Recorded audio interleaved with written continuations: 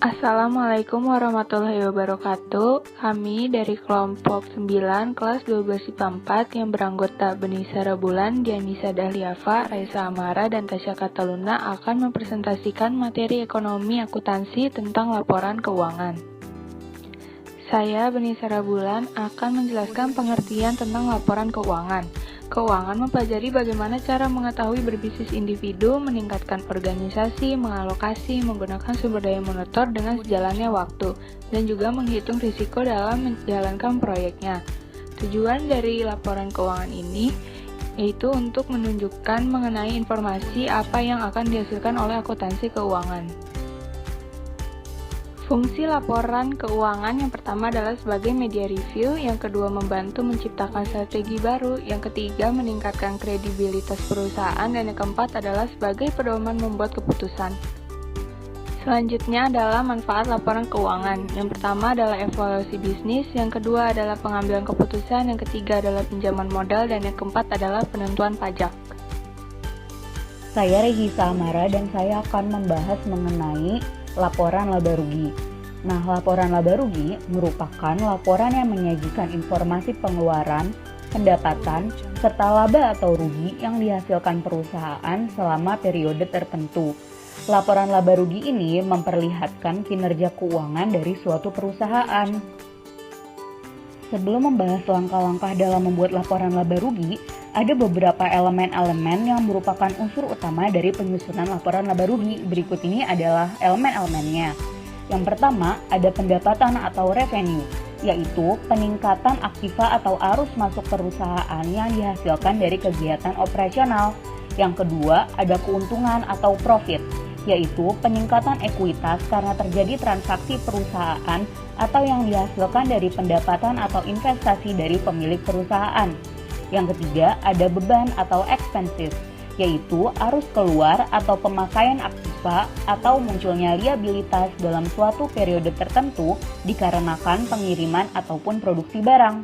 Dan yang terakhir, ada kerugian atau loss, yaitu penurunan ekuitas yang disebabkan adanya transaksi yang dilakukan perusahaan atau akibat dari beban dan pendistribusian kepada pemilik perusahaan.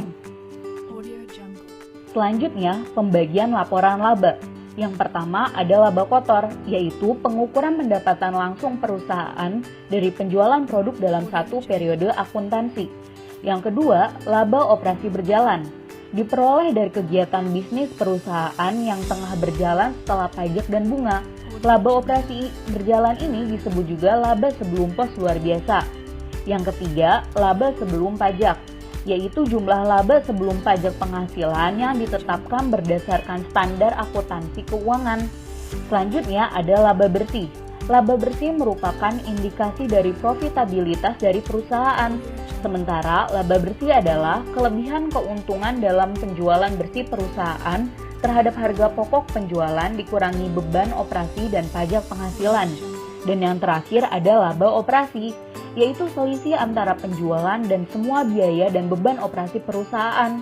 Umumnya, laba operasi ini dipakai sebagai alat ukur kemampuan perusahaan dalam menghasilkan pendapatan dari aktivitas bisnisnya. Berikut ini adalah langkah-langkah pembuatan laporan laba rugi. Langkah pertama, jenis laporan keuangan yang dibuat. Nah, dalam hal ini adalah laporan laba rugi. Langkah kedua, membuat tulisan pada header dokumen dengan identitas perusahaan. Dan yang terakhir, tuliskan periode tahun laporan dibuat. Manfaat laporan laba rugi. Yang pertama, mengevaluasi kinerja usaha sebelumnya. Melalui laporan laba rugi, kita dapat melihat peningkatan pendapatan atau kerugian yang didapat oleh perusahaan. Dengan melakukan evaluasi, selanjutnya kita dapat meminimalkan resiko kerugian. Yang kedua, melihat resiko. Beberapa perusahaan mungkin ada yang sulit untuk mendapatkan profit dan mengalami kerugian terus-menerus. Maka laporan laba rugi dapat berfungsi untuk menilai resiko perusahaan ke depannya. Yang ketiga, mengembangkan usaha. Dengan melihat dan mengamati laporan laba rugi pada akhir periode, kita sebagai pemilik perusahaan dapat menilai pengeluaran-pengeluaran yang efektif dan tidak. Hal ini akan sangat membantu perusahaan untuk mengembangkan perusahaan. Dan yang terakhir, menganalisis strategi usaha. Untuk mengetahui berhasil atau tidaknya strategi, maka dapat dilihat dari beberapa contoh laporan laba ruginya. Saya Tasya Cataluna akan menjelaskan tentang pengertian laporan perubahan modal. Laporan perubahan modal adalah salah satu dari laporan keuangan yang harus dibuat oleh perusahaan yang menggambarkan peningkatan atau penurunan aktiva bersih atau kekayaan selama periode yang bersangkutan berdasarkan prinsip pengukuran tertentu. Fungsi dari laporan perubahan modal adalah membantu pihak yang berkompeten dalam mengambil suatu keputusan dan untuk mengetahui besarnya sebuah perusahaan, rasio ekuitas atau modal usahanya. Sedangkan tujuan dari laporan perubahan modal adalah untuk bisa mengintisarkan aktiva pembayaran dan suatu investasi dan juga dana yang dihasilkan sepanjang satu periode akuntansi dan untuk menyajikan sebuah pengungkapan perubahan modal kerja. Langkah-langkah dalam pembuatan laporan perubahan modal yang pertama adalah meletakkan modal awal pada posisi teratas pada laporan. Yang kedua, menentukan laba atau rugi bersih pada periode tersebut. Yang ketiga, menentukan penarikan.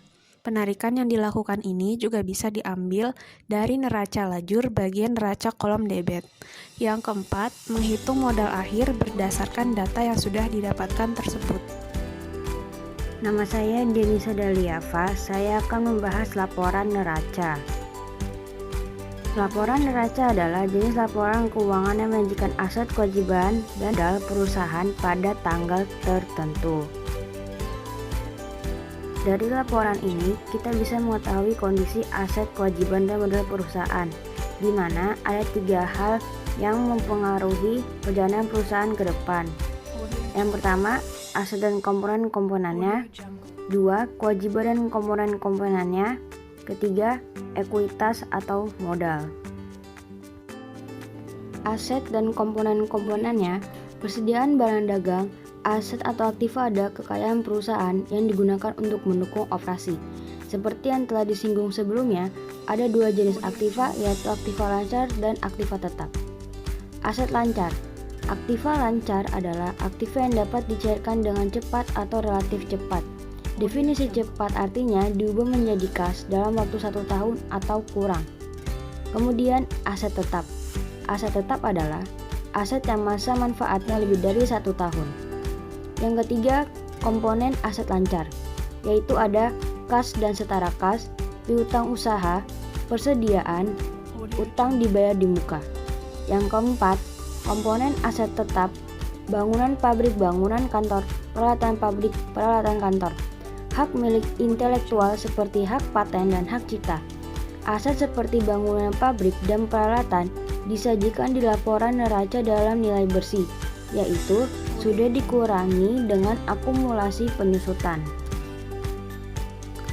Selanjutnya, ada kewajiban dan komponen-komponennya. Komponen pengendalian internal, kewajiban, liabilitas adalah utang perusahaan kepada kreditur dan pihak lain. Kewajiban dibedakan menjadi 2 kategori, yaitu kewajiban atau utang lancar adalah kewajiban yang jatuh tempo dalam waktu 1 tahun. Contohnya, utang usaha atau utang dagang, gaji dan pajak yang masih harus dibayar, rasa tagih yang jatuh tempo dalam waktu 1 bulan. Yang kedua, kewajiban utang jangka panjang, yaitu kewajiban utang yang jatuh temponya lebih dari 1 tahun. Contoh kewajiban jangka panjang yaitu pinjaman jangka panjang, obligasi yang jatuh temponya lebih dari 1 tahun. Selanjutnya, ekuitas atau modal. Ekuitas adalah elemen laporan neraca mencerminkan kepemilikan perusahaan. Posisi proyek dalam neraca disajikan pada bagian ekuitas, yakni mengurangi saldo ekuitas. Pada ilustrasi gambar di atas bagian modal, terdiri dari 2 elemen, yaitu saham disetor. Saham disetor adalah jumlah kas yang disetorkan oleh pemegang saham ke perusahaan. Dana dari saham disetor ini dapat digunakan untuk berbagai keperluan. Yang kedua yaitu laba ditahan. Laba ditahan adalah laba perusahaan yang tidak dibagikan ke pemegang saham. Bagian laba ditahan akan terus terakumulasi dari waktu ke waktu. Bentuk laporan neraca. Neraca bentuk stafel, bentuk laporan neraca yang disajikan dengan aktiva di sisi kiri dan kewajiban serta modal di sisi kanan.